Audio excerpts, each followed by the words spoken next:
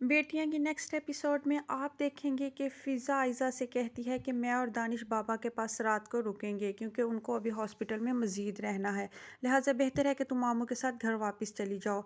आयज़ा घर वापस तो नहीं जाना चाहती मगर मजबूरी में वापस चली जाती है। मगर जैसे ही घर में दाखिल होती है तो उसकी फूफो नगमा उसके पीछे ही पड़ जाती हैं और उसको कहती हैं ये है जिसकी वजह से मेरा भाई बिस्तरे मर्ग पर जा पहुंचा है। इसकी तकलीफ़ों ने मेरे भाई को कहीं का नहीं छोड़ा। ये कहकर वो मुंह नोचने के लिए आगे बढ़ती है मगर मामू उसको वहीं पर रोक देते हैं।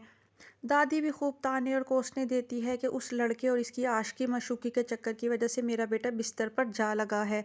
आयज़ा को दिन रात घर वालों से इसी तरह के ताने मिलना शुरू हो चुके हैं। आयज़ा ने गलती में एक कदम घर से क्या निकाला कि उसकी ज़िंदगी अजीरन बना दी है उसकी फुफ्फो और उसकी दादी ने।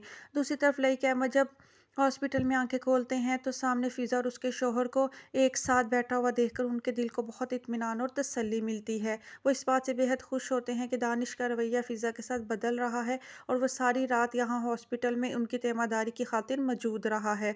दूसरी तरफ जब वो घर वापस आते हैं तो अपनी बहन से कहते हैं कि मैं फ़िज़ा के फ़र्ज से जल्द सबकदोश होना चाहता हूँ। लिहाजा मौके का फ़ायदा उठाते हुए फूफो भी अपनी सहेली के बड़ी उम्र के भाई का रिश्ता जो है दोबारा से पेश कर देती है। आयशा सब घर वालों के रवैये की वजह से बहुत ही दिल बर्दाश्ता हो जाती है और गुस्से में आकर साद को फ़ोन कर देती है। वो उसे मिलने के लिए बुलाती है। ये सारी बातें फ़िज़ा चुपकर से सुन लेती है। वो भी आयशा के पीछे ही चल देती है। वो हकीकत तक पहुंचना चाहती होती है। आयशा जाती है तो साथ से मिलती है, उसको खूब बातें सुनाती है। उसको कहती है तुम्हारी वजह से मैं इस मकाम पर पहुंच गई हूँ कि दिन रात मुझे ताने पड़ते रहते हैं।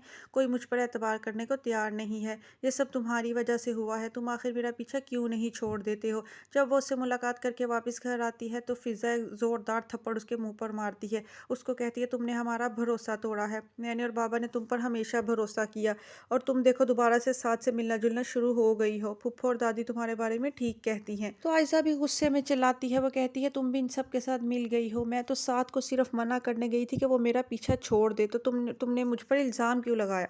तो तब फ़िज़ा भी रोना शुरू कर देती है और वो कहती है कि मैंने आज तक अपने बाप को इतना बूढ़ा कभी भी महसूस नहीं किया जितना कमज़ोर और बूढ़ा उनको मैं अब महसूस कर रही हूँ।